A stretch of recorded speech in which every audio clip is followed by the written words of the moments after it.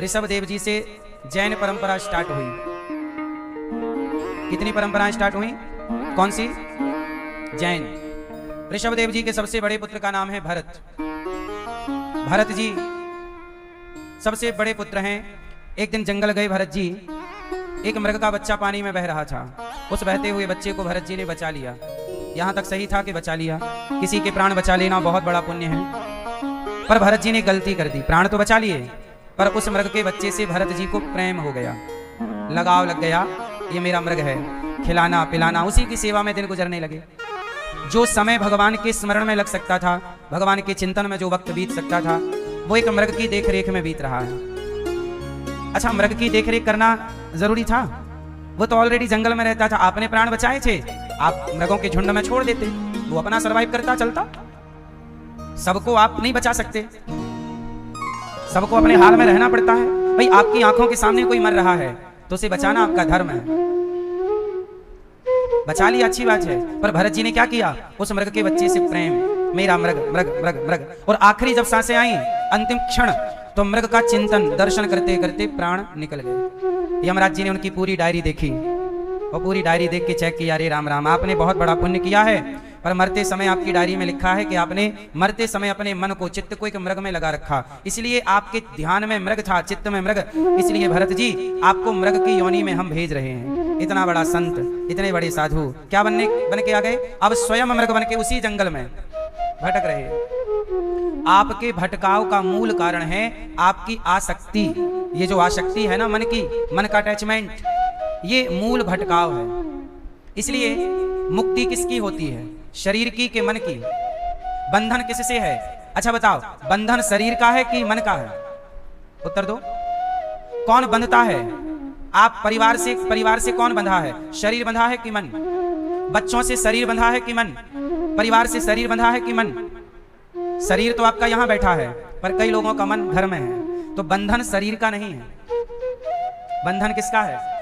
इसलिए मन के बंधन को खोलने के लिए ही सत्संग किया जाता है, कि मन के बंधन को हम खोल सकें,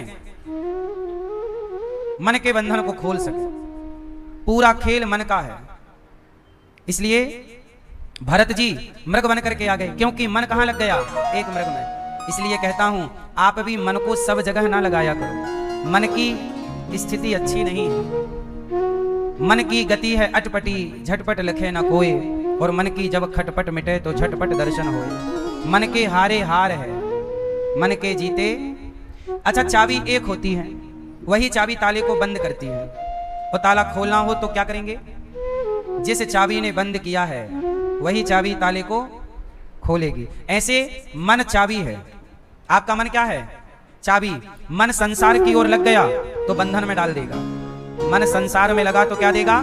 बंधन। और मन भगवान में लग गया तो मुक्ति। ऐसे चाबी की तो बंद ताला, और ऐसे की तो खुल गया। तो जगत में मन लगा तो बंधन है, और जगन्नाथ में मन लगा तो मुक्ति है। ये मन ही बंधन और मुक्ति का कारण है। कोई बंधन में है, कोई मुक्त है। जिसका मन संसार में लगा है, आप लोगों का मन कहां कहां लगता है? पैसे में लगता है, परिवार में लगता है, यहां तक तो सही है, पर मन में विकार तब आ जाते हैं जब मन पैसे और परिवार से हटकर पड़ोसन में चला जाता है। मन। अच्छा ये बताओ, आप लोग, आपका मन क्या चाहता है? सुनो ए भैया, आपका मन क्या चाहता है? बैठे खड़े नहीं। आपका मन क्या चाहता है? हैं? आपका मन क्या चाहता है? सुनाई नहीं पड़ता? पीले भैया बताओ, आपका मन क्या चाहता है? ठीक है, आपका मन, आपका मन क्या चाहता है? भैया सुनो, अब हम बता रहे हैं कि आपका मन क्या चाहता है। ये दास अनिरुद्ध बता रहा है। आपका मन वही चाहता है जो आप देखते हैं।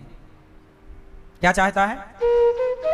आपने किसी की बड़ी गाड़ी देखी तो तुरंत मन चाहेगा हमारी भी ऐसी होती। आपने किसी का बड़ा घर देखा, तुरंत मन क्लिक करेगा ऐसा अपना भी होता। आपने किसी की सुंदर पत्नी देखी, तुरंत मन क्लिक करेगा कैसी अपनी भी होती। किसी सुंदर पुरुष को देखा, मन चाहता ऐसा अपना भी होता। ये मन वही चाहता चला जाएगा जो आप आंखों से देखते चले जाओगे। मन कुछ भी नहीं चाहता, मन वही चाहता है जो देखता है। क्यों जी, सही है? क्यों भैया? आप कभी दाल बाफले खाए हैं? मैया आप कभी दाल बाफले खाई हो? पिंक मैया आपने कभी दाल बाफले खाया है? नहीं खाई? आपका मन कभी दाल बाफले की तरफ जाता है? हैं? जानती हो क्या होता है दाल बाफला? नहीं जानती? आप में से कितने लोगों ने दाल बाफले नहीं खाए? हाथ उठाओ। कुछ लोगों ने पहली बार नाम सुना होगा। सुना ना? अब जरा सोचिए, जब आपने कभी दाल बाफले देखे ही नहीं, सुना ही नहीं, तो आपका मन कभी उस ओर जा ही नहीं सकता। आप में से कितने लोगों ने कभी लिट्टी चोखा नहीं खाया? जिसने कभी नहीं खाया वो हाथ उठा सकते हैं। आप लोगों ने कभी नहीं खाया और कभी आपका मन जाता भी नहीं है। क्यों? ना कभी आपने उसे देखा, ना कभी आपने उसे खाया।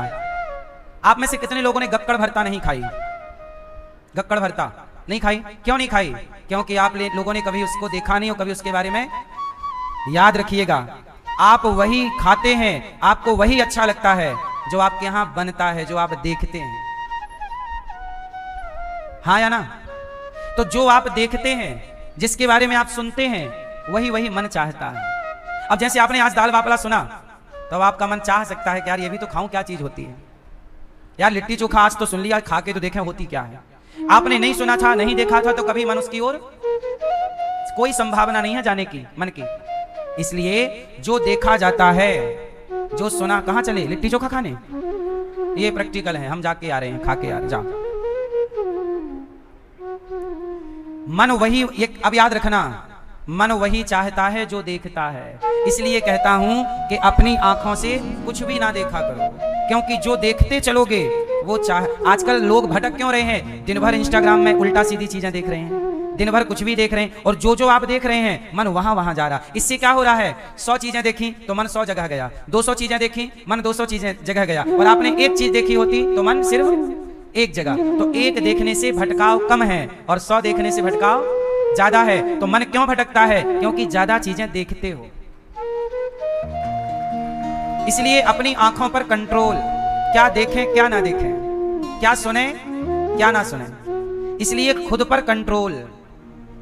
इसलिए हमारे यहां कहते हैं, देखो भालो तको मत, बोलो चालो बको मत, खाओ पियो छको मत, चलो फिरो थको मत। देखना बुरा नहीं है, घूरना बुरा है। सही है? इसलिए भरत जी जैसे महान ज्ञानी एक मृग में मन लगाने से मृग बन गए। आप लोगों का मन कहां कहां लगता है? आप मरेंगे और मन कहीं गलत जगह लग गया तो आपको उसी योनि में जाना पड़ेगा। इसलिए कहता हूं कि ये जन्म और मृत्यु का जो चक्र है, चलती चक्की देख कर दिया कबीरा रो, दो पाटन के बीच में साबुत बचा न कोई। चलती चक्की, जब चक्की चलती है तो कबीर दास जी रोते हैं। अब चक्की चले तो कबीर जी क्यों रोए? चलती चक्की देख कर दिया कबीरा। अब कबीर दास जी काहे रो रहे हैं? चक्की को देखकर। चक्की जानते हो, वो हाथ की चक्की नहीं आती थी पुराने जमाने में। गेहूं डाल दो पिस रहा है, चने डाल दो दाल बन रही है, एक का दो कर देती ना चक्की दाना चने को। तो चक्की को देखकर कबीर जी क्यों रो रहे हैं? आप बताओ, चक्की को देखकर कबीर जी क्यों रोए? क्यों रोए? इसलिए रोए, कबीर दास जी कहते हैं कि जैसे चक्की में दो पहिया हैं और जितना दाना आता है सबको पीस देती है, ऐसे जन्म और मृत्यु के दो पहिया हैं जो सबको जन्म मृत्यु पीस रहे हैं, सब पिस रहे हैं जन्म मृत्यु के पहिए में। कबीर दास जी बोले सबका जन्म होता है, सब मर जाते हैं, फिर जन्म होता है, फिर मर जाते हैं, फिर जन्म होता है, फिर मर जाते हैं। यही क्रम चल रहा है करोड़ों साल से, जन्म मृत्यु। अब कबीर दास जी बोले इससे बचना है तो क्या करें? अच्छा, इससे बचना है जन्म मृत्यु से तो क्या करें? आपको बचना है, इसी में फंसना है। किस किस को बचना है?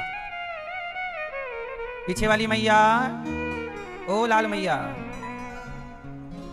मैया गुस्सा से क्यों देख रही हो मेरी मां? बताओ, आपको बचना है जन्म मृत्यु के चक्र से? बचना? सुनो फिर, कबीर दास जी का मुंह बोला बेटा था कमाल। कबीर दास जी का मुंह बोला बेटा कौन? उन्होंने कहा कि चलती चक्की चलने दे, पिस पिस आटा होए, कीले माही जो रहे, सो बालना बाका होए। कबीरदास जी रोए तो पुत्र कमाल ने कहा, पिताजी मत रोइए, चक्की चल रही है चलने दो, आटा हो रहा है होने दो, पर कील एक है चक्की में। चक्की में बीच में क्या होती है? कील। उस एक कील में जो दाना चला गया, फिर वो दाना नहीं पिसता। ऐसे जो एक हरि की, एक भगवान की शरण में चला गया, वह पिसने से बच जाता है। इसे जो 84 के चक्र से बचना चाहता है, उसे भगवान की शरण में जाना चाहिए। किसकी शरण में जाना चाहिए? मैया, ओ टॉफी वाली मैया, कथा की टॉफी खा लो। ये क्या तुम प्रपंच लेके बैठ गई? कथा चल रही है, सुन नहीं रही हो आप? कथा के बाद में प्रसाद बढ़ता है, अभी तो कथा ही प्रसाद है। आप खुद ना सुनोगी और टॉफी के चक्कर में सुनने भी ना दोगी। टॉफी महंगी है कि कथा? काहे तुम लॉलीपॉप पकड़ा रही हो? बैठ जाओ। लो, सुन भी तो नहीं रही है मैया। ए बहरी मैया, बैठो मेरी माँ। कथा में सिर्फ कथा सुनना है। तो चलती चक्की देखकर दिया कबीरा रोए। तो जन्म और मृत्यु के चक्र से बचना है तो क्या करना पड़ेगा? क्या करना पड़ेगा? एक भगवान की शरण में। किसकी शरण में? आपको कौन बचा सकता है जन्म और मृत्यु से? इसलिए एक हरि की शरण में, एक भगवान की शरण में आप प्रेम से रहो। भगवान की शरण के अतिरिक्त और किसी के आश्रय की जरूरत नहीं है ना। भरत जी मृग बने, बाद में मृग का शरीर छोड़ा, तब उन्होंने राजा रहुगण को ज्ञान दिया।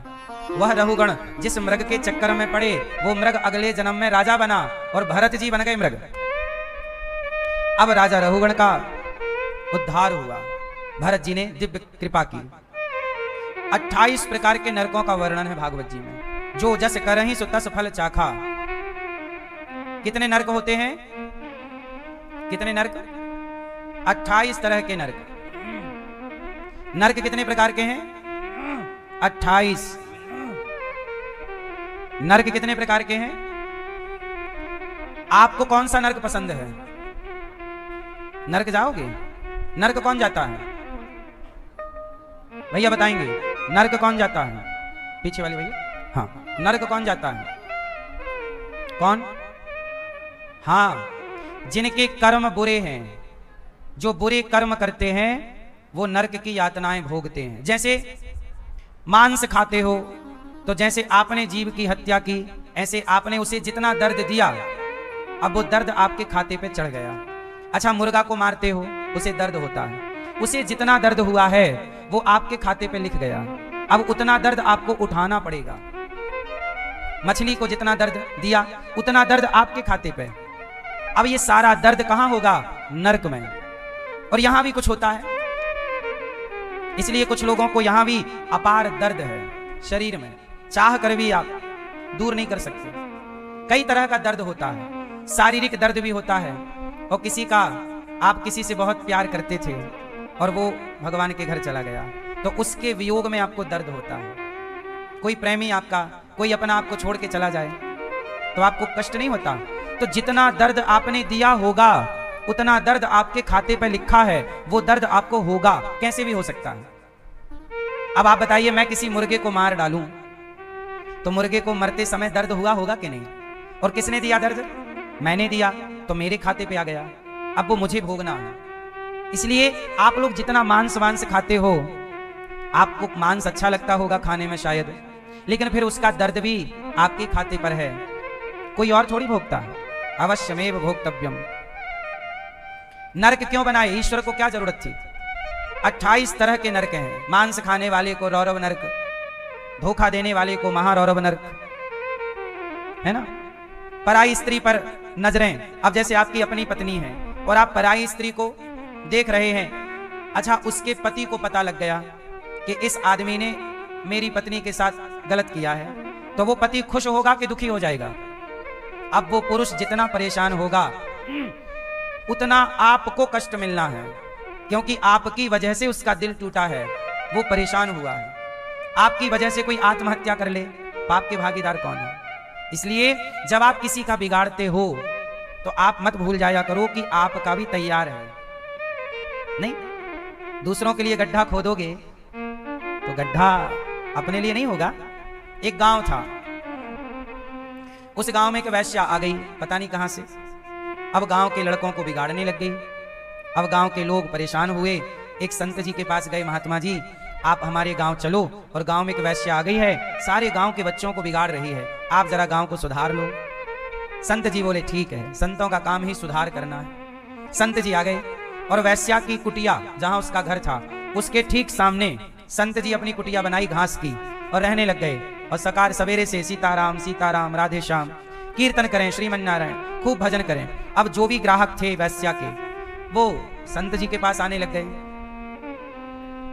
ए लाला, धीरे धीरे वैश्या के ग्राहक कम हो गए और साधु जी ने सत्संग सुना सुना के सबकी बुद्धि पवित्र कर दी। अब वैश्या को लगा यार मेरे तो कारोबार कम हो गया है, कम ग्राहक आ रहे हैं, क्या करूं? बोले जब से ये साधु जी आए हैं बाबा जी, तब से मेरा काम धाम कम हो गया, ऐसा करो इसको जला दो। तो साधु जी जब कुटिया के अंदर थे तो वैश्या ने अपने यार से कहा, उसका पक्का यार रहा होगा परमानेंट वाला, जा बाबा की कुटिया में आग लगा। यार गया और बाबा जी अंदर थे, कुटिया में आग लगा दी। और जब आग लगी तो साधु जी निकल के बाहर आ गए। आग जल रही है, लेकिन ईश्वर का न्याय अब देखना। जब आग लगी साधु जी की कुटिया पर तो हवा चली, और हवा चली तो आग उड़ उड़ करके, आग के कण उड़ उड़ कर उस वैश्या के घर पर भी चले गए, क्योंकि उसका घर भी तो लकड़ी का ही था। अब धीरे धीरे आग वैश्या के घर पहुंची और देखते देखते वैश्या का घर भी जलने लगा। वैश्या दौड़ी दौड़ी आई, साधु जी आपने मेरा घर जला दिया। साधु जी मुस्कुरा के बोले देवी मैंने नहीं जलाया। फिर बोले तेरे यार ने मेरा घर जलाया तो मेरे यार ने भी तेरा घर जला दिया, हिसाब बराबर। जब आप किसी का बुरा करते हैं तो मत भूलिएगा कि आपका भी बुरा होगा। नहीं तो जो व्यक्ति पराई स्त्री को बरगलाकर, या जो स्त्रियां पराये पुरुष को बरगलाकर, आजकल बाजार में ये ज्यादा चल रहा है, इसकी स्त्री को बरगलाकर उसके पुरुष को बरगलाकर लोग इनके उनके संग रह रहे हैं और चरित्रहीन होकर लोगों का घर उजाड़ रहे हैं। ऐसी स्त्रियां जो पर पुरुष में पड़ती हैं और ऐसे पुरुष जो पर नारी में पड़ते हैं, ऐसे स्त्री पुरुष कुंभी पाक नाम के नरक में जाते हैं। वहां लोहे की गरम स्त्री, लोहे का गरम पुरुष होता है, बिल्कुल गरम धधकता हुआ। स्त्री ने पुरुष के अपने पति को धोखा दिया तो वहां गरम लोहे के पुरुष से स्त्री को चिपकाया जाता है। और स्त्री, यदि पुरुष ने अपनी स्त्री को धोखा देकर पराई के चक्कर में पड़ा तो वहां पर उसे लोहे की स्त्री से चिपकाकर और उसके शरीर को नोचा जाता है यमदूतों के द्वारा। सूर्य की तपन, नीचे से आग लगाकर एक तांबे की धरती, तांबे का इतना मोटा, आप ये मान लीजिए तांबा कॉपर की एक नीचे जमीन समझ लीजिए छत होती है, उसमें खड़ा करके नीचे से आग, ऊपर से सूर्य की तपन और उस लोहे की स्त्री से चिपकाया। इतनी भयंकर गर्मी होती है कि व्यक्ति तड़प जाता है पर मरता नहीं है, वहां सिर्फ तड़पना होता है। नरकों में क्या है, नरक की यातनाओं से कभी कोई मरता नहीं है, वहां सिर्फ तड़पने की व्यवस्था है। इसलिए आप ऐसे कोई कर्म ना कीजिए कि जो कर्म आपको नरकगामी बनाए। ठीक है, आप लोग तो नहीं अपनी पत्नी को धोखे में रखे हो, पड़ोसन के चक्कर में तो नहीं हो? क्यों आप नहीं? आप भैया पड़ोसन के चक्कर में नहीं हो? आप भैया पीछे वाले, आप अभी किससे पड़ोसन से बात कर रहे थे? नहीं, शादी हो गई? कहाँ पत्नी? लाए नहीं? हाँ, क्यों छोरा आपकी होगी शादी? नहीं, तुम तो नहीं हो किसी के चक्कर में? बताओ, नहीं पक्का? खाओ मां कसम।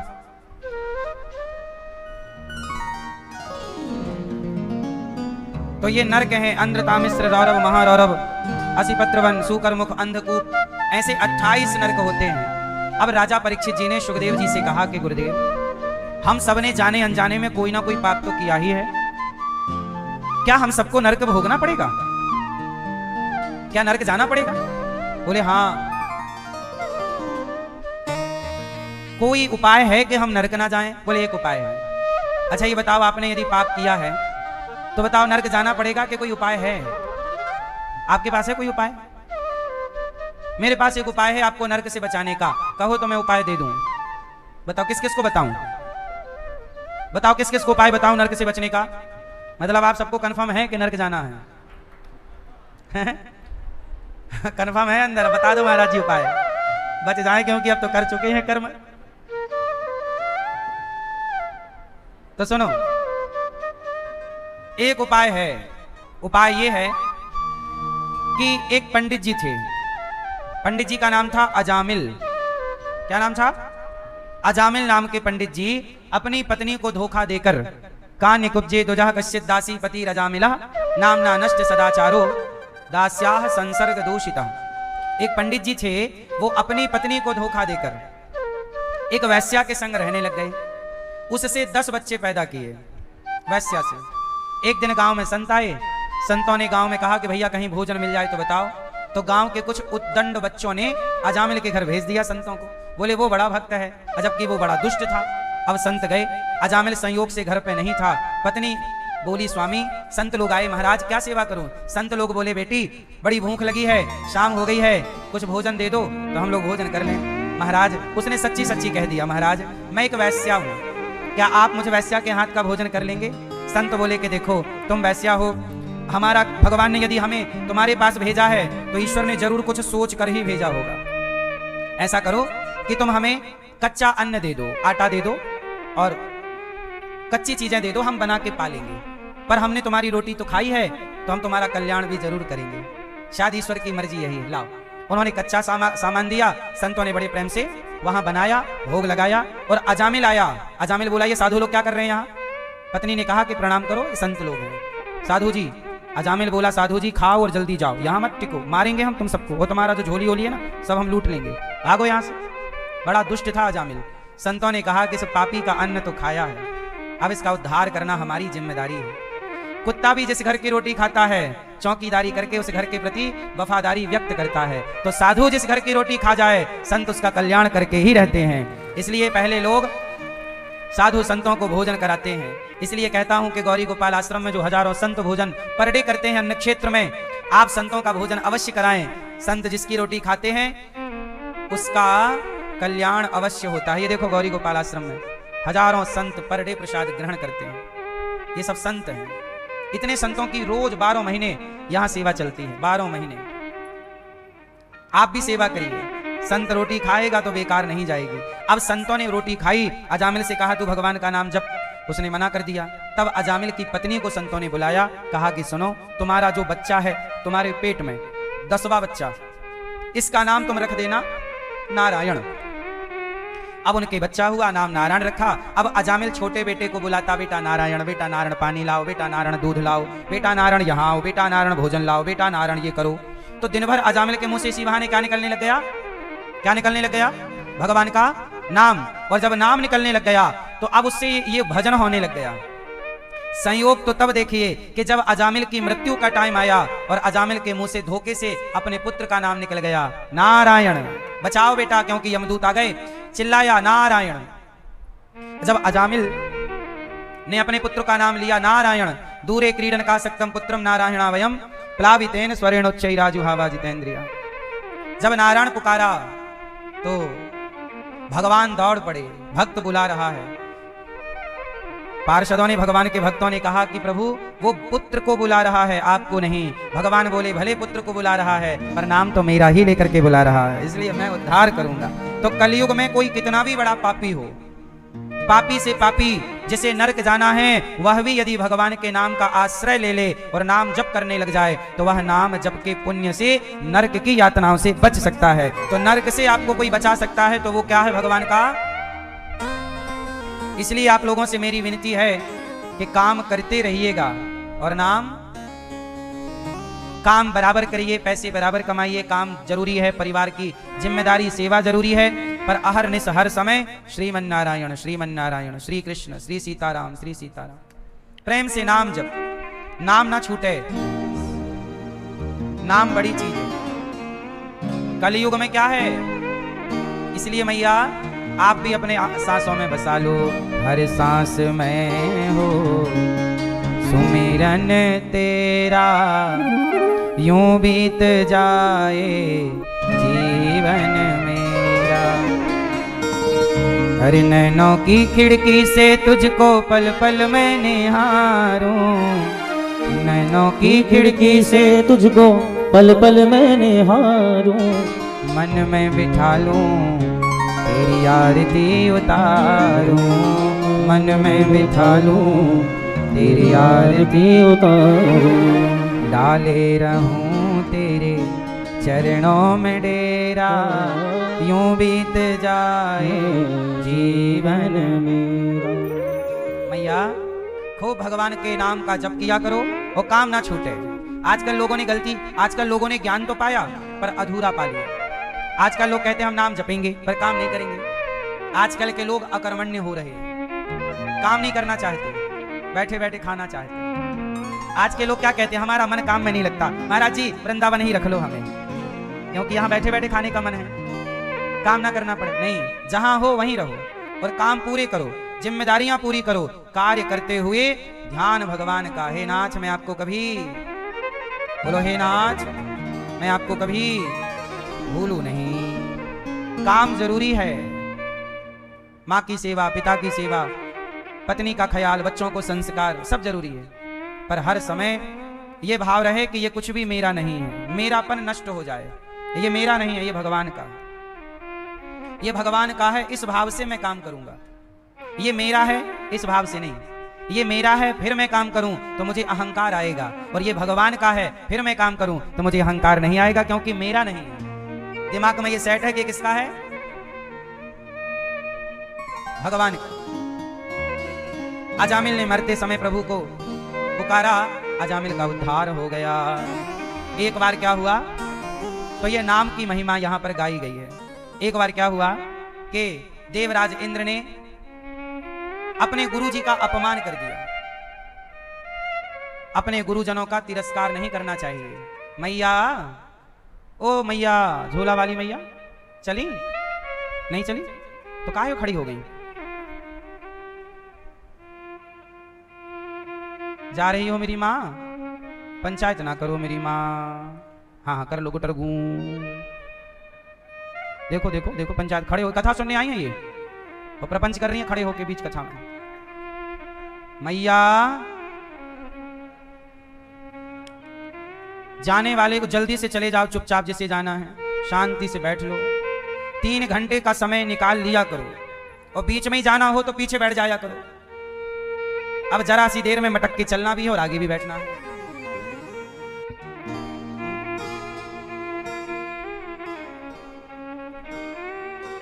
सुनो, भगवान, एक बार इंद्र ने अपने गुरुजी का अपमान कर दिया। क्या कर दिया? अपमान। कैसा अपमान? कि देवराज इंद्र सुरा में सुंदरियां नाच रही थी कि वहां पर गुरुजी का आगमन हुआ, और जैसे ही गुरुजी आए तो देवराज इंद्र अपने गुरु को देखकर भी अपनी आसन से खड़े होकर गुरुजी का स्वागत सम्मान नहीं किया।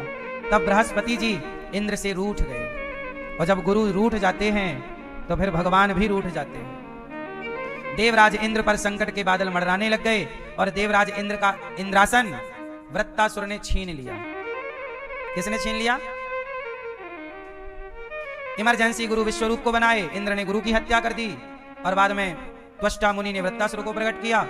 अब वृत्तासुर ने इंद्रासन छीन लिया। अब इंद्र बेचारे दर दर की ठोकर खाने लग गए। तब इंद्र भगवान की शरण में गए, और भगवान की शरण में गए तब भगवान ने उपाय बताया कि इंद्र, तुम महर्षि दधीची ऋषि के पास जाओ और उनसे उनकी हड्डियों की याचना करो। देखो, हमारे देश में इतने बड़े बड़े दानी हुए हैं कि जिन्होंने अपनी हड्डियों का दान कर दिया। किसका दान? देवराज इंद्र के पास जो वज्र है वो आपने नहीं देखा, हड्डियों का है, फेफड़े की तरह, बिल्कुल जैसे हमारे यहाँ फेफड़ों में हड्डियां होती हैं, ऐसे वही हड्डी से। तो दधीची नाम के एक ऋषि थे। देवराज इंद्र ने कहा कि आपकी हड्डियां यदि मिल जाएं तो ये राक्षस मरेगा, वरना ये राक्षस नहीं मरेगा। तब महर्षि दधीची ने कहा कि मेरे शरीर की हड्डियों से यदि किसी का संकट मिट रहा है तो लोगों के, राष्ट्र के संकट को टालने के लिए, देश के संकट को टालने के लिए हमारे ऋषियों ने हड्डियों का दान तक किया है। ये इस देश में ऋषियों का उपकार है। देवराजेंद्र को हड्डी दी, और हड्डी जब दी तो देवराजेंद्र उस हड्डी से एक वज्र, विश्वकर्मा जी उसका एक वज्र निर्माण करते हैं, और वज्र से फिर जाकर के उस वृत्तासुर का उद्धार। पर जब वृत्तासुर ने ऋषि की हड्डी का वज्र देखा तो ऋषि की हड्डियों में, क्योंकि वो ऋषि सदा हृदय में किसको रखते थे? भगवान को। तो ऋषि की हड्डियों में भगवान का दर्शन हो गया, किसको? राक्षस को। तब राक्षस ने भगवान को प्रणाम करते हुए कहा, अहम हरे तब पादैक मूला दासानुदासो भवितास्मि भूया।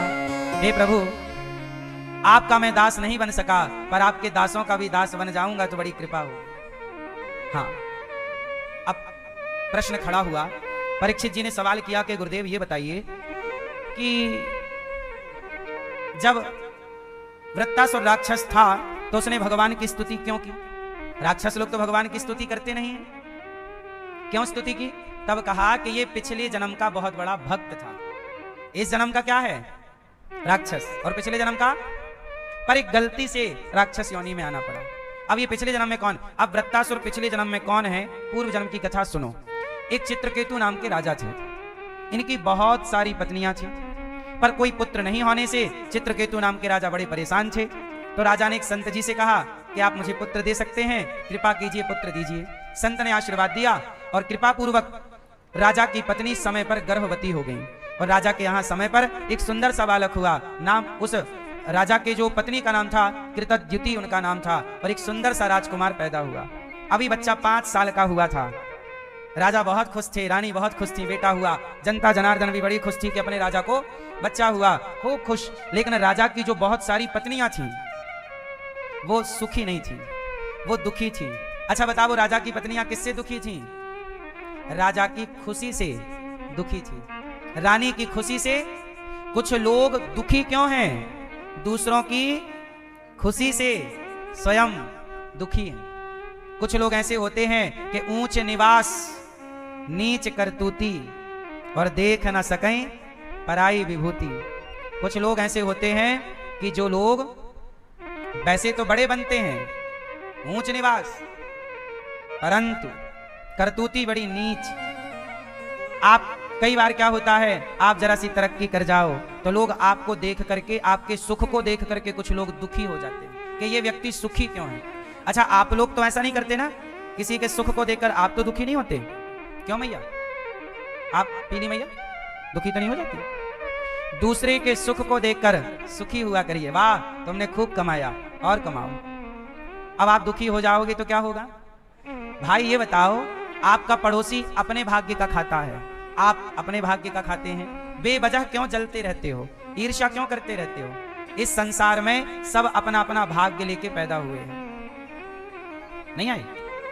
आपकी बेटी, आपकी 2 बेटियां हैं, माना कि आपकी 2 बेटियां हैं, आपने दोनों बेटियों का विवाह अच्छे घर में किया, एक से तरीके का विवाह आपने किया, पर दोनों बेटियां, कई बार एक बेटी बहुत खुश घर में जाती है, बहुत बड़े घर में पहुंच गई, और एक बेटी बहुत गरीब है, जबकि आपकी बेटी है, लेकिन दोनों का अलग अलग भाग्य है। बाप चाह कर भी उस बेटी के भाग्य को नहीं बदल सकता। एक बाप के 2 बेटे हैं, आप अपने भाई को देख लो, एक बाप के 2 बेटे हैं, एक बेटा अमीर है और एक बेटा गरीब है, दोनों भाई हैं, एक ही बाप की औलाद है। एक अमीर क्यों है? अपने भाग्य का खा रहा है। एक गरीब क्यों है? अपने भाग्य का खा रहा। तो इस संसार में कोई किसी का नहीं खा सकता, ये समझो कि सब अपने अपने भाग्य का खाते हैं। सब किसका खाते हैं? फिर तो आप क्यों जलते हो?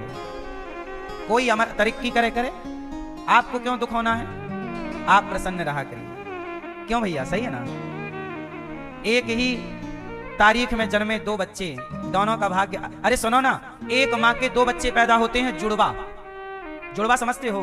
एक साथ पैदा हुए, एक 2-2 मिनट का, लेकिन एक साथ पैदा जुड़वा बच्चे हुए, एक ही माता का दूध पिया, एक साथ खेले खाए, एक साथ पले बढ़े, पर दोनों का भाग्य अलग अलग है।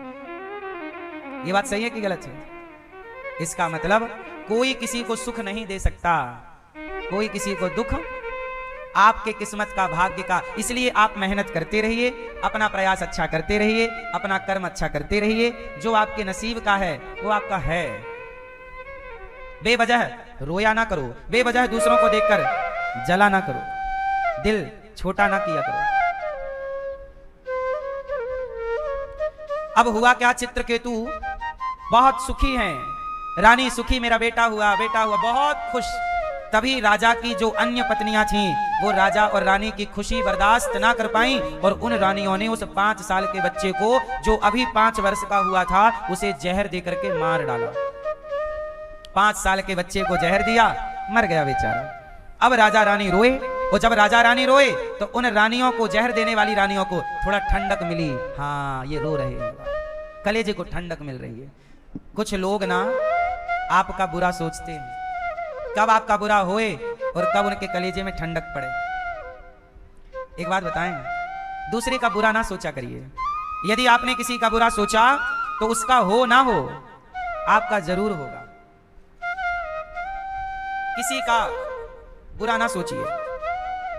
माचिस की तीली होती है ना, माचिस की तीली बाद में किसी को भी जला सकती है, पर सबसे पहले स्वयं को ही जलाती है। माचिस की तीली से जब आप दिया जलाते हो तो दिया बाद में जलता है, तीली पहले जलती है। सही है गलत है? जोर से। तीली जब तक वो स्वयं नहीं जलेगी तब तक दूसरे को, तो जब आप किसी दूसरे का बुरा सोचते हैं तो पहले आप अपना बुरा करते हैं, फिर दूसरे का बुरा होगा। तो आप अपने लिए गड्ढा खोदते हैं, दूसरे को जलाने के लिए। तीली जली तो है पर पहले खुद को जलाएगी फिर दूसरे को जलाएगी।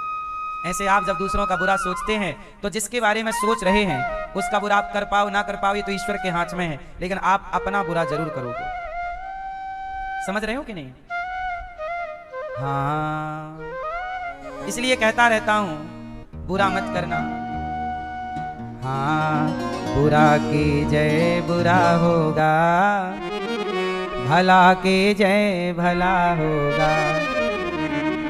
बुरा की जय बुरा होगा, भला की जय भला होगा। वही लिख लिख कर क्या होगा, यहीं सबको चुकाना है। भला की जय भला होगा, भला की जय भला होगा। बुरा की जय बुरा होगा, बुरा की जय बुरा होगा। वही लिख लिख कर क्या होगा, यहीं सबको चुकाना है। मैया जी झूठ मत बोलो, प्रभु के पास जाना है। भैया जी झूठ मत बोलो, प्रभु के पास जाना है। कहाँ जाना है? क्या नहीं बोलना? हाँ, अब उन रानियों ने जहर दे दिया। राजा चित्रकेतु का 5 साल का बच्चा जहर पी के खा के मर गया। रानियों ने जहर जिन्होंने दिया, बड़ी कलेजे को ठंडक मिली, अच्छा मर गया मर गया। लेकिन राजा रानी तो रो रहे थे, मेरा बेटा बेटा बेटा बेटा बेटा। तब नारद जी आए, नारायण नारायण। नारद जी बोले, चित्रकेतु ए राजन, यहाँ क्यों रो रहे हो? महाराज 5 साल का बच्चा, क्या बिगाड़ा होगा किसी का? क्या पाप किए होंगे उसने? 5 साल का मेरा पुत्र क्या हो गया? मृत्यु हो गई। नारद जी बोले, राजन ये मृत्यु लोक है, यहां सबको मरना है। हाँ महाराज, सबको तो मरना है। अरे मैं मर जाता, मैं बूढ़ा था, बच्चे ने क्या बिगाड़ा? 5 साल का, वो मर गया। नारद जी बोले, ऐसा नहीं है, अपने अपने कर्मों का फल है। अरे महाराज, मेरे को समझ नहीं आ रहा है ये क्या कर्म फल हो सकता है। तब नारद जी ने उस मरे हुए बच्चे को जीवित कर दिया और कहा कि ऐसा है बेटा, तू बता कि तू अपने इस पिता का पुत्र क्यों बना और 5 साल में ही तेरी मृत्यु क्यों हुई और तेरी सौतेली माँ ने तुझे जहर क्यों दिया? इन सारे प्रश्नों का उत्तर अपने बाप को बोल। तेरा बाप रो रहा है ना कि बेटा मर गया मर गया, तू क्यों मरा? अपने मरने का कारण बता। चल सुनो, आज के जमाने में आप लोगों के पास ऐसी सिद्धि नहीं है, ऐसा ज्ञान नहीं है, वरना मरने वाला जिंदा होके ये बताए कि मैं इतने साल तुम्हारे संग क्यों रहा और मैं क्यों मरा, क्या कर्म था मेरा कि आज मुझे मरना पड़ा। अब उस बच्चे ने सब अपने बाप को बताया। क्या क्या बताया? सुनिए, ये कथा उस बच्चे की तो है पर ये कथा मेरी भी है, आपकी भी है। सुनिएगा, उस बच्चे ने जो बताया सुनने योग्य है। उस बालक ने कहा, पिताजी आप मेरे पिता नहीं हैं। अच्छा, मैं तो तेरे पिता हूं, तू 5 साल मेरा बेटा। हाँ, अब मैं 5 साल क्यों आपका बेटा बना और क्यों आप मेरे पिता बने और मैं क्यों कह रहा हूं कि आप मेरे पिता नहीं हैं? सारे प्रश्नों का उत्तर देता हूं, सुनो। मैं पिछले जन्म में एक भिखारी था। राजा का बेटा बोल रहा है, मैं पिछले जन्म में एक भिखारी था और आपके यहाँ मैं भिक्षा मांगने आया, तो आपने मुझे गेहूं का आटा भिक्षा में दिया। मैंने गेहूं का आटा ले लिया। मैंने आपसे कहा कि आटा तो है, शाम हो गई है, थोड़ा गाय का सूखा गोबर मिल जाए तो आग लगाकर ओपले मिल जाए तो बढ़िया बाटी बना लूंगा तो खा लूंगा, रोटी बन जाएगी। तो आपने गोबर सूखा हुआ मुझे दिया। वो सूखे हुए गोबर में बहुत सारी चींटियां थी। मैंने एक नदी के किनारे ढेर लगाया गोबर सूखे गोबर कंडे ओपले का, और आग लगा दी। सारी चींटियां मर गई, मैंने ध्यान दिया नहीं। अब वो सारी चींटियां मरी और मैंने आपके आटे से 5 रोटियां बनाई थी, तो 5 रोटी भगवान को भोग लगाकर खा लिया। तो 5 रोटी बनाई और 5 खाई, तो 5 वर्ष तक मैं आपका बेटा बनके 5 रोटियों का हिसाब मैंने चुकाया। आपके घर से चींटियां मिली, आज वही चींटियां आपकी बहुत सारी पत्नियां बनके आई हैं। ये जो आपकी अन्य पत्नियां हैं वो चींटियां पिछले जन्म की, और मैंने उन्हें आग में जला के मार डाला चींटियों को। माना कि गलती से मरी, पर मरी तो उन चींटियों ने आपकी पत्नी बनकर मुझे जहर दिया। मैंने उन्हें मारा, उन्होंने मुझे मारा, हिसाब बराबर हो गया। वो तो भगवान को भोग लगाकर मैंने रोटी खाई, तो एक जन्म में ही सबका हिसाब किताब चुक गया। तो मुझे आपका बेटा इसलिए बनना पड़ा, वो ऋण था, चुकाना पड़ा 5 रोटियों का। इसलिए अब आपका चुका दिया। चींटियों को मैंने मारा, उन्होंने मुझे मार दिया। अब आपके हिसाब से मैं क्लियर हूं, अब अपना कोई लेना देना। तो याद रखना, तुम भी जिनके पुत्र हो ना, तुम्हारा भी उस पिता से कोई लेन देन है, तुम चुका रहे हो। तुम्हारी माँ से कोई लेन देन है, तुम चुका रहे हो। तुम्हारी पत्नी से कोई लेन देन है, पति से कोई लेन देन है, पुत्र से कोई लेन देन, सब लोग अपना हिसाब चुका रहे हैं। और जिसका जब चुक जाएगा छुट्टी, कोई यहां किसी का नहीं है, सब अपना हिसाब चुका रहे हैं। आपको लगता है कि मेरा है, मेरा है। पिछली बार मैंने कथा सुनाई थी 2 मित्रों की, कि 2 मित्र थे, दोनों ने गांव से निकलकर शहर चले गए, वहां काम स्टार्ट किया। दोनों ने मिलकर के एक होटल बनाई, और जब दोनों ने होटल बनाई तो एक मित्र के मन में आया कि इसको मैं मार दूं तो पूरी होटल मेरी हो जाएगी, कंपनी का पूरा शेयर मेरा, मालिक मैं, ये मर जाए। तो उस एक ने क्या किया, दूसरे मित्र को जहर दे दिया, और जहर देके वो मित्र मर गया। लोगों ने पूछा कि तुम्हारा दोस्त कहां गया, बताया कि वो तो कहीं चला गया, ये सारा मैंने अपनी मेहनत से खड़ा किया है। उसने होटल बनाई और होटल बनाई, खूब पैसा कमाया। और उसके बाद क्या हुआ, उसने अपने दोस्त को मार डाला, किसी को नहीं पता, केस खत्म, खुशी खुशी जी रहा। लेकिन देखना, कोई भले ना देखे, पर कोई तो देख ही रहा है, भगवान तो देख रहे हैं। अब उसका हिसाब कैसे चुका वो जरा सुनिएगा। उस दोस्त ने शादी की, सुंदर सी पत्नी आई। अब पत्नी जब आई, कुछ समय बाद पत्नी के एक बच्चा हुआ, बेटा। अब बेटा हुआ तो बड़े आदमी था वो, अब बड़ा बन गया। अब बेटा हुआ, बेटे को पढ़ने भेज दिया विदेशों में, पढ़ लिख कर बेटा आया।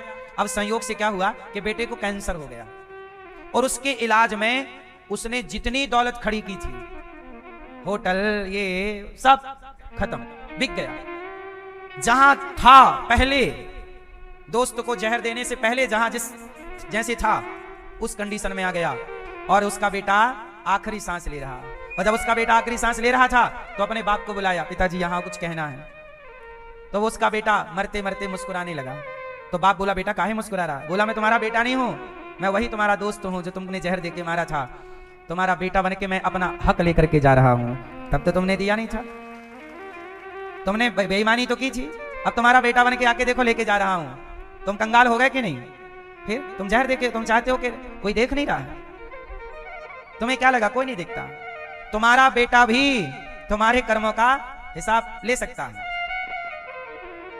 तुम कौन नहीं, शमशान से आगे भगवान साथ नहीं देते। शमशान से आगे आपने जो कर्म किए हैं, अच्छे या बुरे, वह कर्म ही आपका साथी बनता है। कौन साथ देगा? धर्मानुगो गच्छति जीव एका। हाँ, धनानि भूमौ पशवश्च गोष्ठे, नारी ग्रहद्वारि जनः श्मशाने, देहश्चितायां परलोक मार्गे, धर्मानुगो गच्छति जीव एका। हमारा साथी कौन? हमने जो कमाया होगा। क्या कमाया है आपने? आपने क्या कमाया? बताओ, क्या कमाया है आपने?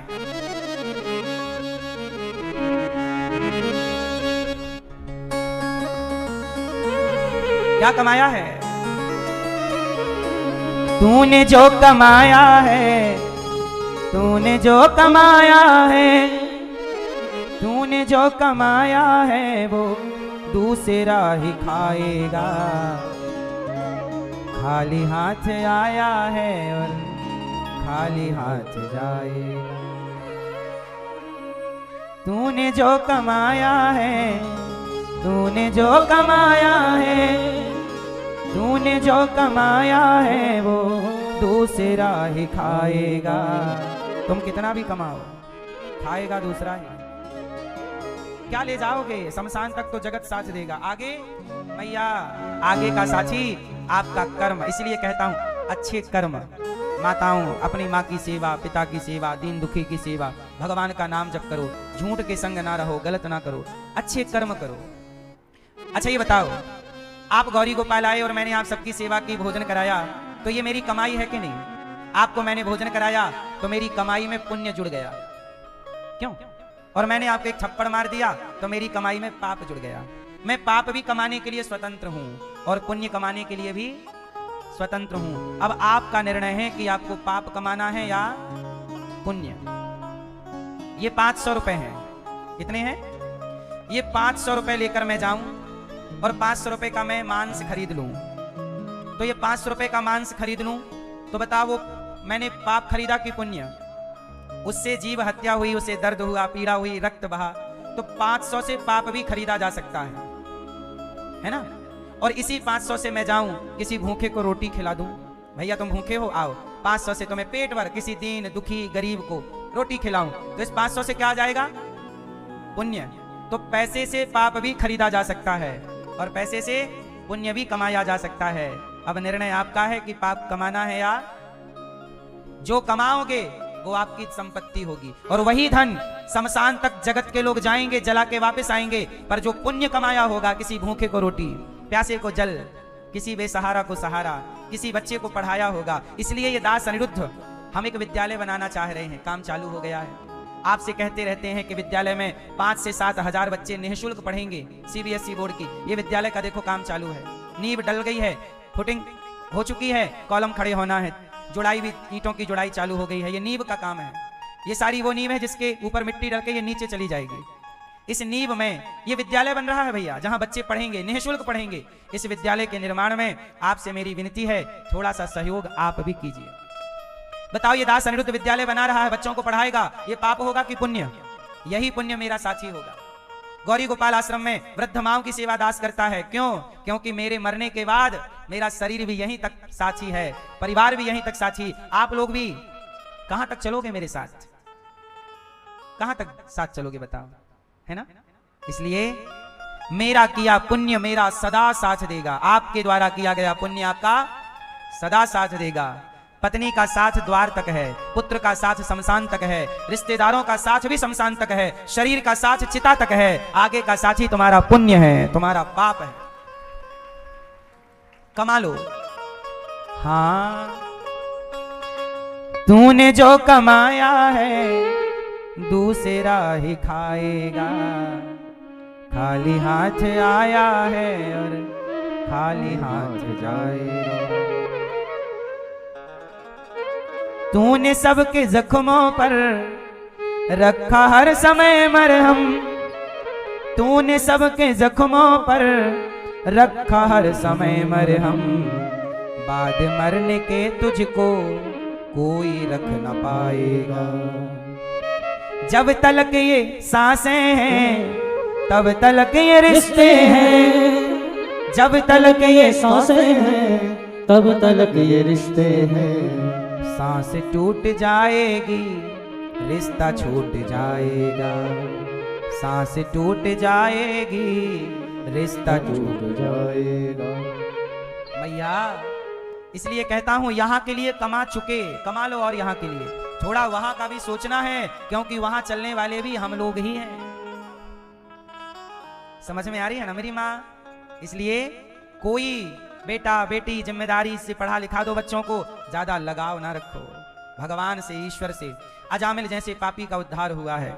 और वृत्तासुर का, अब चित्रकेतु के पुत्र ने बताया कि मैं पिछले जन्म में भिक्षा मांगने आया, 5 रोटी खाई, 5 वर्ष बेटा बना। ऐसे आप भी कितने वर्ष रहोगे? अनिरुद्धाचार्य इस धरती पे कब तक रहेगा? जब तक मेरा हिसाब नहीं चुकता। जिससे जिससे लेन देन हिसाब चुकता है, हिसाब बाकी ले दे के अपना अपने मर जाएंगे। सदा के लिए हम थोड़ी हैं, सदा के लिए आप भी नहीं है। ये मेहमानी है हमारी। सदा ना रहा है, सदा ना रहेगा जमाना किसी का। जब तक हो बिंदास जियो, सेवा करो, पाप से बचना। किससे बचोगे? किससे बचोगे? पाप से बचो, डरो पाप से। ये पाप तुमने किया है, ये तुम्हारे खोपड़ी पे बैठेगा, इसे तुम्हें भोगना पड़ेगा, ये कोई ना लेगा। पैसे का बंटवारा हो सकता है, पापों का बंटवारा नहीं का। चाह कर भी आपका बेटा आपके पाप नहीं ले सकता। इसलिए देवराज इंद्र के द्वारा वृत्तासुर का उद्धार हुआ। यही चित्रकेतु पुत्र के इस ज्ञान से वैराग्य इनका हो गया और इन्होंने माता पार्वती शिव की गोद में बैठी थी, देखकर हंस पड़े। तो मां भगवती ने शाप दे दिया, शिव शक्ति को देखकर हंसते हो जाओ तुम राक्षस हो जाओ। वही मां पार्वती के शाप से राक्षस बना और आज इंद्र के हाथों वृत्तासुर का उद्धार हो गया। बोलिए भक्त वत्सल भगवान की जय। इसके बाद एक बार प्रहलाद नाम के एक बहुत बड़े भक्त थे। प्रहलाद जी बहुत छोटे से बच्चे थे, हिरण्यकश्यपु इनके पिता हैं। अच्छा, बाप दुश्मन हो गया।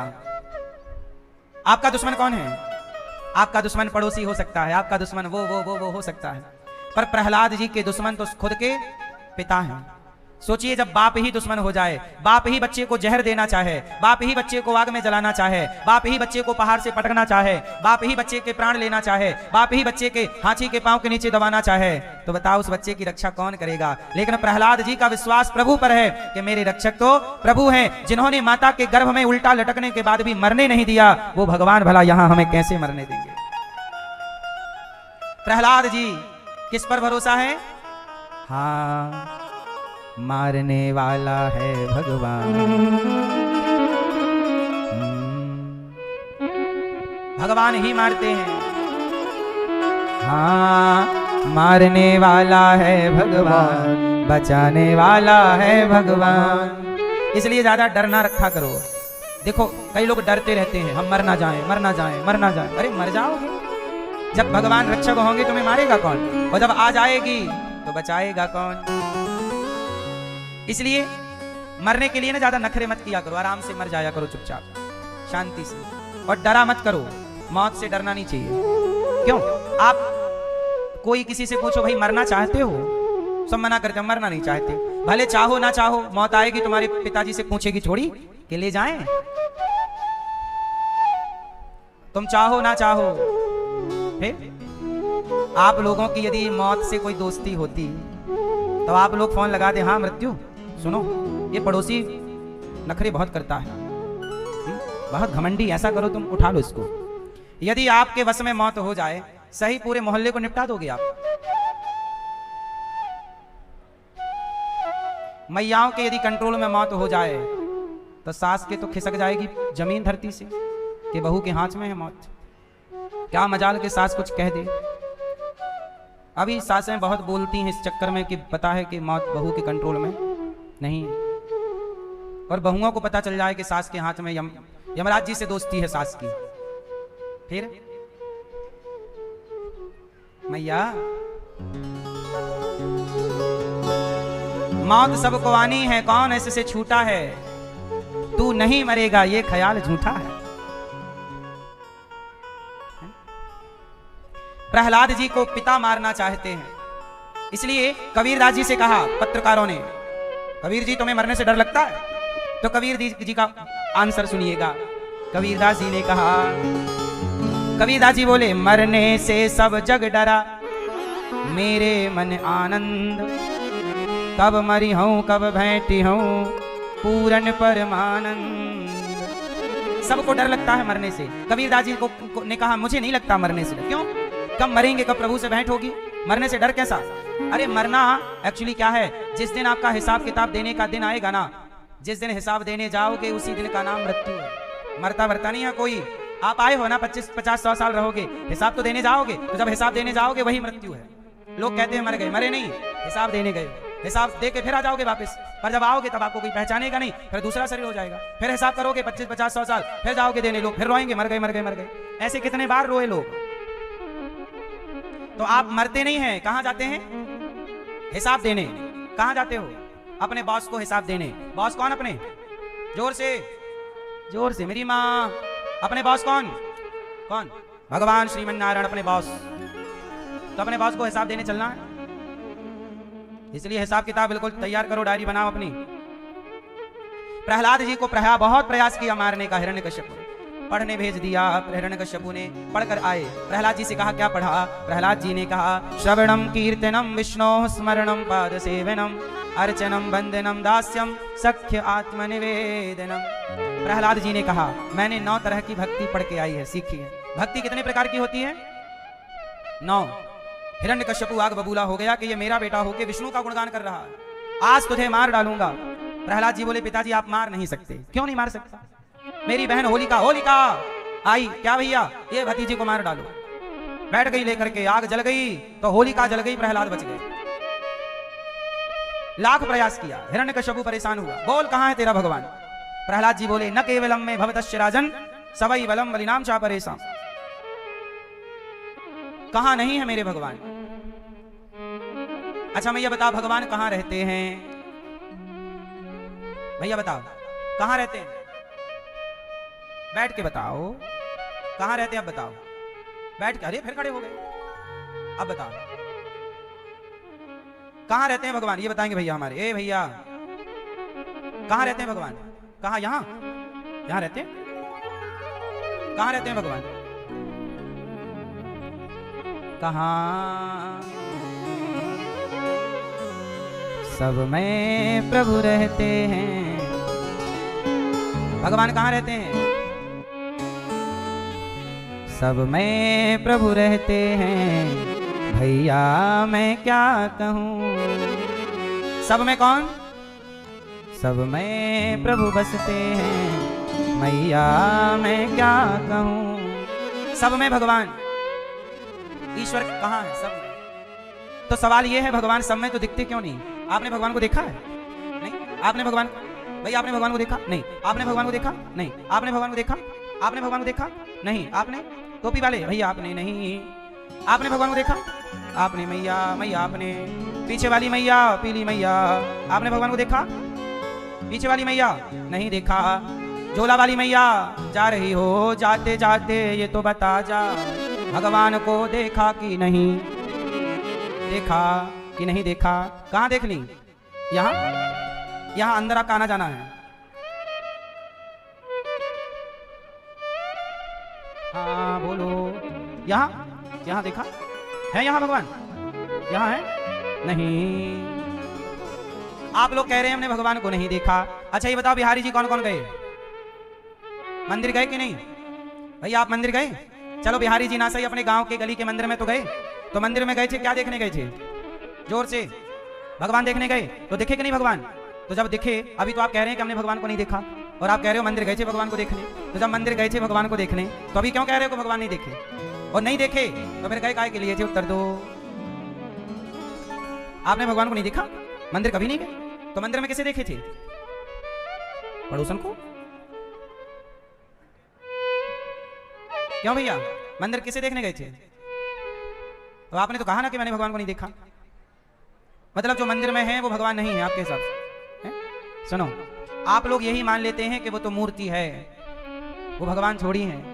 मेरे भाई भगवान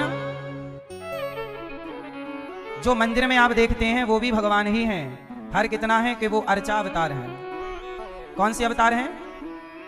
जोर से। वो अर्चा अवतार हैं। वो ऐसे अवतार हैं जो आपके जैसे भगवान का एक अवतार है राम, कृष्ण, नारायण, हरि, विष्णु। ये अवतार आपके लिए दुर्लभ हैं, मतलब आपको मिल पाना बड़ा कठिन होगा। तो फिर भगवान ने आपके लिए एक अवतार लिया, जिसे अर्चा अवतार, जिसे आप विग्रह कहते हैं। कौन सा अवतार लिया?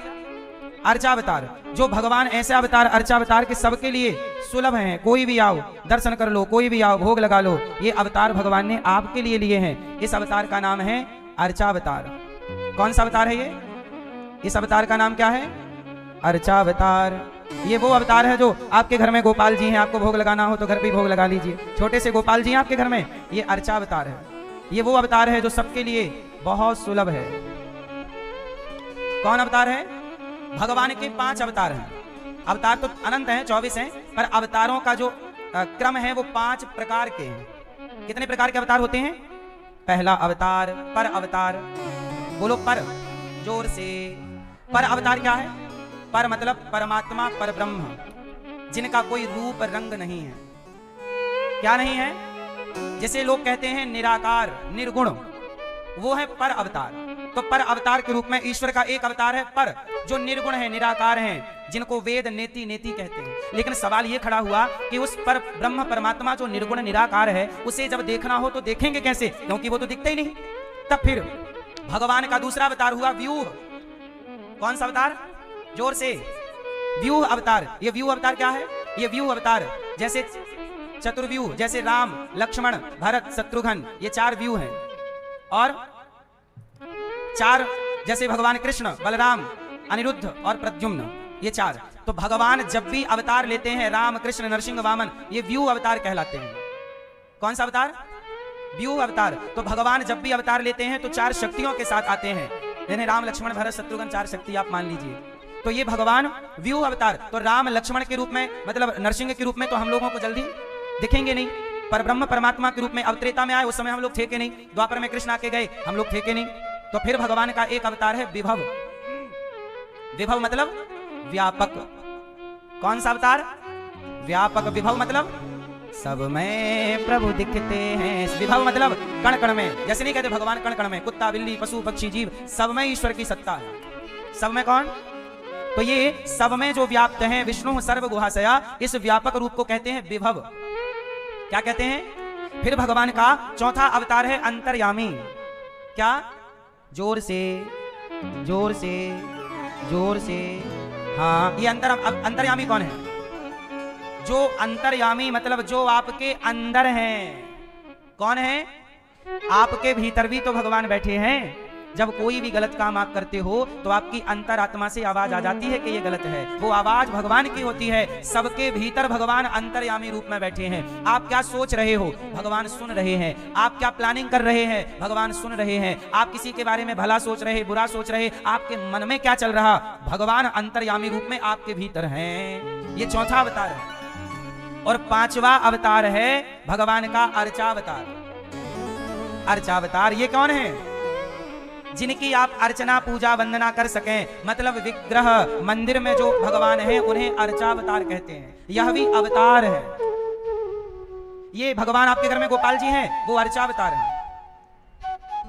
जो जगन्नाथ जी हैं वो अर्चावतार हैं। जो बिहारी जी हैं वो अर्चावतार हैं। जो द्वारिकाधीश जी हैं वो अर्चावतार हैं। जो आपके गांव में गली में मंदिर है, उस मंदिर में जो भगवान बैठे हैं वो अर्चावतार हैं। चाहे वो शिव जी बैठे हो, या राम जी, या कृष्ण जी, या नारायण, या दुर्गा माँ, कोई भी रूप में हो, वो कौन अवतार है? अर्चा। मतलब जिनकी हम अर्चना वंदना कर सकें। तो हम कलयुग के पापी प्राणियों के लिए भगवान अर्चावतार के रूप में हैं। हमारे सामने किस रूप में प्रकट है भगवान? इसलिए आप क्या कहते हो, ये भगवान थोड़ी हैं। अरे मानो तो मैं गंगा माँ हूं, ना मानो तो बहता। मान लो कि गंगा माँ है, नहीं मानो तो नदी है। सही है भैया? मानो तो ये परमात्मा भगवान का यही स्वरूप है। इसलिए ना हजारों साल से। अच्छा, सबसे पहला अर्चावतार कौन है, मतलब पहली मूर्ति भगवान की कौन? तो मैंने कई बार आपको बताई है कि राजा मनु। मनु कौन? दशरथ। मनु जी बाद में दशरथ जी बने, और मनु शत्रुपा बाद में दशरथ कौशल्या बने, और वही बाद में देवकी वसुदेव। तो ये मनु जी ने भगवान की घोर तपस्या की। फिर भगवान आए, भगवान बोले क्या चाहते हो? बोले आप जैसा बेटा, और वरदान देकर जाने लगे। तो कहा प्रभु आप तो आए और चले गए, लेकिन मैं चाहता हूं कि आप सदा के लिए मेरे संग रहो। सदा के लिए? जैसे आपके पिताजी की फोटो आपने खींच ली, क्लिक, आपके पिताजी की फोटो आपने मोबाइल पे खींच ली। अब आपके पिताजी की होगी मृत्यु, तो पिताजी तो मर गए, पर पिताजी आपके मोबाइल में तस्वीर के रूप में जिंदा है, उस यादों के रूप में जीवित है या नहीं? वो तस्वीर पिता की मानी जाएगी कि नहीं? जोर से। हाँ, ऐसे ही राजा मनु के लिए भगवान ने कहा कि तुम मेरे साथ सदा रहना चाहते हो तो मैं तुम्हें अर्चावतार। तब भगवान नारायण अपना एक विग्रह, अपनी एक छवि, जिन्हें आज रंगनाच भगवान कहते हैं। ये रंगनाच जो टीवी पे आप देख रहे हैं, इनका मंदिर दक्षिण में है, ये पहले अयोध्या जी में थे। तो भगवान का ये पहला विग्रह है। इस धरती का पहला विग्रह भगवान का ये है। श्री रंगम में विराजे हैं। रंगनाथ भगवान, बोलिए रंगनाथ भगवान की। तो ये अर्चा बता रहे हैं, इस रूप में भगवान सदा आपके संग हैं। सदा लाड़ करो, सदा श्रृंगार करो, सदा प्यार करो, सदा भोग लगाओ, सदा सुलाओ, सदा जगाओ। इस रूप में आपके संग अंग हैं। कलयुग के प्राणी है ना, इसी रूप में रहेंगे। इसलिए आप ये मत कहा करो कि ये भगवान नहीं है, यही भगवान है, यही भगवान का वास्तविक कलिकाल में स्वरूप है। तो भगवान ने, प्रहलाद जी ने कहा भगवान सब में है। हिरण्यकश्यपु ने कहा क्या इस खंबे पे भगवान है तुम्हारे? बोले हाँ, इस खंबे पर भी हैं। एक प्रहार किया मुठिका का, खंबा टूट गया और भगवान नृसिंह प्रकट हो गए। नृसिंह भगवान से हिरण्यकश्यपु बोला कौन हो? तेरी मौत हूं। हिरण्यकश्यपु बोला मैं नहीं मरूंगा। क्यों नहीं मरेगा? ना रात को मरूं ना दिन को। मैंने ब्रह्मा जी से वरदान पाया, ना दिन को ना रात को। भगवान बोले संध्या का टाइम है, अब तो मरेगा। बोले अभी भी नहीं, ब्रह्मा के बनाए किसी व्यक्ति से नहीं मरूं। भगवान बोले ब्रह्मा हमें नहीं बनाते, हम ब्रह्मा को बनाते, अब तो मरेगा। बोले अभी भी नहीं मरूं। बोले ना अस्त्र से ना शस्त्र से। भगवान ने कहा ये नाखून मैंने फैशन में नहीं बढ़ाए, तुझे मारने के लिए बढ़ाए हैं, अब तो मरेगा। बोले 12 महीने में किसी महीने नहीं मरूं। 12 महीने कितने महीने होते हैं? चैत्र वैशाख जेठ आषाढ़ सावन भादो, कभी नहीं मरूं। भगवान बोले तेरे लिए मैंने पुरुषोत्तम महीना डिजाइन किया है, अब तो मरेगा। बोला अभी भी नहीं मरूंगा। क्यों? ना ऊपर मरूं ना नीचे। भगवान बोले तेरे को गोद में काय को ले रखा है। बोला अभी भी नहीं मरूंगा। क्यों नहीं मरेगा? ना अंदर मरूं ना बाहर मरूं। भगवान बोले मैं द्वार पे बैठा हूं देहरी, अब तो मरेगा। अब बोल। अब नहीं बोला कुछ। सारे उसके वरदान हो गए बम। सारे वरदान क्या हो गए? वरदान हो गए बम। कितना होशियार था ये। ना दिन को मरूं ना रात को मरूं, ना अस्त्र से मरूं ना शस्त्र से मरूं, 12 महीने में नहीं मरूं, ब्रह्मा के बनाए किसी आदमी से नहीं मरूं। वाह, इतना होशियार, फिर भी मर गया। और आपके पास एक वरदान नहीं है, फिर भी खाए पड़े हो च्यवनप्राश, शायद ना मरे। खाए पड़े हो च्यवनप्राश, शायद ना मरे। मरोगे, कितना भी च्यवनप्राश खा लो। हाँ, ए विटामिन की गोलियां खाए पड़े हो, कैल्शियम की गोली, विटामिन लिया है, खाए पड़ा है आदमी, मरे ना। हिरण्यकश्यपु मर गया, इतना बड़ा वरदानी। इसलिए कहते हैं अपना चुपचाप मरा करो, ज्यादा टेंशन ना लिया करो, शांति से मरो अपना। जब मौत आए चुपचाप मर जाओ, ज्यादा नखरे ना किया करो मरने में। सही है? राम राम बोलो, भगवान नाम जप करो, टैंक।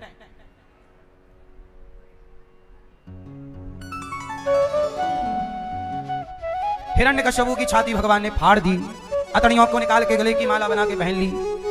प्रहलाद जी भगवान की स्तुति कर रहे। ब्रह्मा दया सुरगण मुनयोत सिद्धा सत्वैकतानमतयो वचसां प्रवाहे नाराधितुं पुरुगुणैरधुनापि विप्रो किं तोष्टुमर्हति समे हरिरुग्र जाते। चरणों में गिर पड़े ब्रह्मा जी, सब देवी देवता आए। प्रहलाद जी को भगवान ने उठाया, गोद में बिठाया, और जैसे गाय बछड़े को चाटती है ऐसे भगवान प्रहलाद जी को चाटने लग गए, प्यार करने लग गए। कहा पुत्र कुछ मांग लो। भगवान बोले, प्रहलाद जी बोले क्या मांगे? कुछ नहीं प्रभु, आप यही वरदान दो कि कुछ मांगने की इच्छा ही ना हो। प्रहलाद जी की भक्ति कैसी है? इतने बड़े भक्त हैं पर निष्काम है। भक्ति इसलिए नहीं की कि भगवान हमें धनवान बना दें, इसलिए कि प्रभु आपसे प्रेम है, कोई चाह नहीं। चाह जी से लगी जी जरा हो गया, चाह हरि से लगी जी हरा हो गया। चाह इनकी हमें हरदम चाहिए, अगर ये चाहे हमें तो क्या चाहिए। चाह, कोई चाह नहीं। भक्ति कैसी हो? कैसी हो? निष्काम, कुछ नहीं चाहिए। कितना अच्छा है वो आदमी जो कुछ नहीं चाहता, और कितने गंदे हैं वो लोग दिन भर चाह चाह चाह चाहती रहते हैं। कितना अच्छा है ना। काश आपके अंदर, हम सबके अंदर इच्छाएं खत्म हो जाती तो आप ना रहते, आप भगवान हो जाते। मधुरिमा कंठ में ना होती तो कंठ विष बन गया होता। वेदना हृदय को ना छलती तो हृदय पाषाण बन गया होता। वासना यदि प्रेम को ना छलती तो प्रेम वरदान बन गया होता। और याचना भक्त में ना होती तो भक्त भगवान बन गया होता। याचना मतलब कामना, याचना भक्त में ना होती तो भक्त क्या बन गया होता? आपकी याचना, आपकी इच्छाओं ने आपको छोटा कर दिया है। इसलिए इच्छाएं ना रखिए। इच्छा रखिए भगवान को पाने की, इच्छा रखिए सेवा की, माँ बाप की सेवा की। इच्छा, गलत इच्छाएं मत रखिए। इन इच्छाओं को समाप्त कर दीजिए।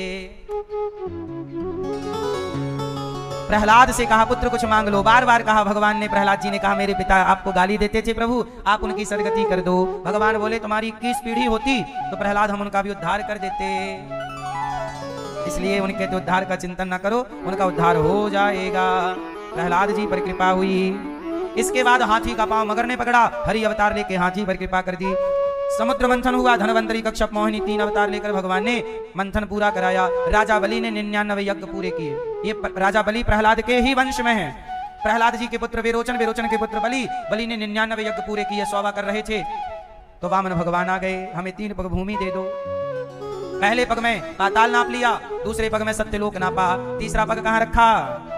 राजा बलि के जोर से कहां रखा? राजा बलि के मस्तक पर, राजा बलि के मस्तक पर धर दिया भगवान ने तीसरा चरण। अब जब तीसरा चरण राजा बलि के मस्तक पर रखा, राजा बलि चरणों में गिर पड़े। देखो वामन भगवान भूमि मांगते हैं 3 पग, इसलिए जीवन में दान कई तरह का होता है, अन्न दान, भूमि दान, कन्यादान, जल दान, ये सब दान है। इसलिए जीवन में यदि संभव हो सके तो सबको कन्यादान करना चाहिए, कन्यादान। इसलिए आपकी बेटी नहीं है तो किसी गरीब बेटी को आप गोद ले लो और आप उसके पिता बन के कर दो। अभी गौरी गोपाल आश्रम में यहीं पर आने वाले महीने में नवंबर में यहाँ 101 गरीब बेटियों का विवाह होने जा रहा है। 101 बेटियों का घर बसाया जाएगा। ये दास चाहता है कि एक बेटी का विवाह आप, एक बेटी का कन्यादान करने का संकल्प आप लीजिए और आप एक बेटी का घर बसाने में अपने हाथों को बढ़ाइएगा। हम मिलजुल करके राष्ट्र की सेवा करें, समाज की सेवा करें, यही सेवा है। ये क्या है? सेवा, सेवा। तो कन्यादान में आप भी जुड़ सकते हैं। एक बार भगवान ने राजा बलि को पाताल का राजा बनाया, आगामी मनमंत्र में इंद्र बनाएंगे। लक्ष्मी जी भगवान को लेकर वामन भगवान को लेकर गई। बोलिए लक्ष्मी नारायण भगवान की जय।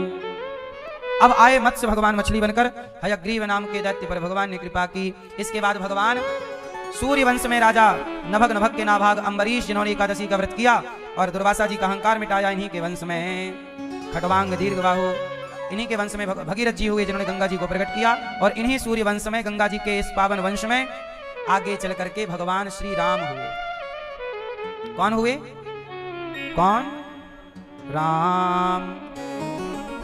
राम जी, राम लक्ष्मण भरत शत्रुघ्न, चैत्र मास के शुक्ल पक्ष की नवमी को राम जी प्रकट हुए। राम लक्ष्मण बड़े हुए, विश्वामित्र जी लेकर के गए। राम जी का विवाह हुआ माता जानकी जी से। क्या हुआ? राम जी का विवाह हो गया।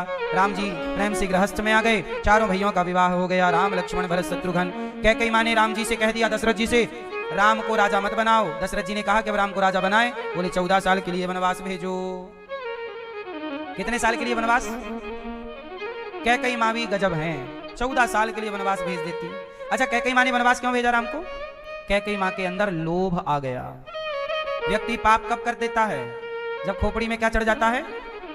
इसलिए आप लोग भी लोभ ना ज्यादा किया करो। भक्ति का लोभ हो, पैसे कमाओ उचित, ठीक है, अधिक नहीं। क्यों?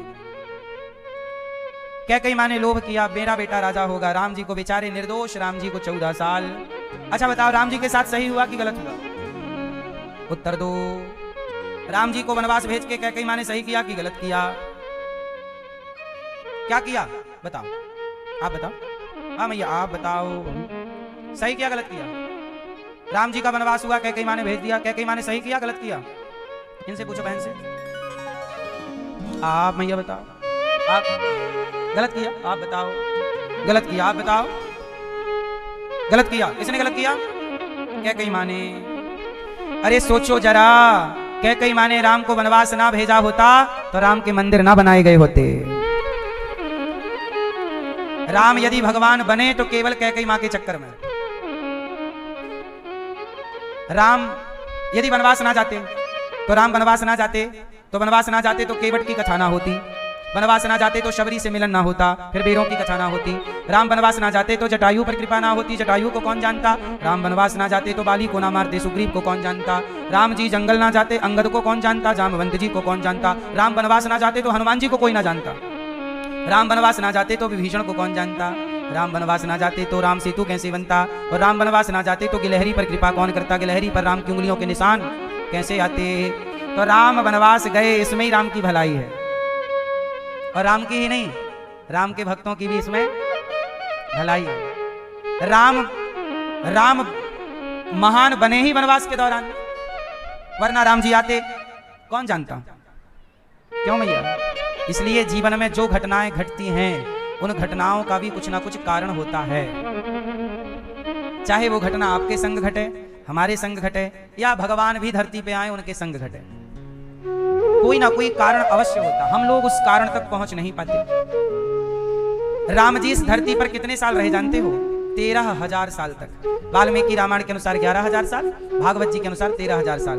11-13 का चक्कर क्या है मैं कई बार समझा चुका हूं विस्तार से कि क्यों दो जगह अलग अलग लिखा है, मैं कई बार बता चुका हूं। पर अभी मैं इतना समझाऊं आपको कि राम जी चलो 11,000 साल इस धरती पर रहे, लेकिन राम जी के 11,000 साल कोई नहीं जानता, राम के सिर्फ 14 वर्ष सब जानते हैं।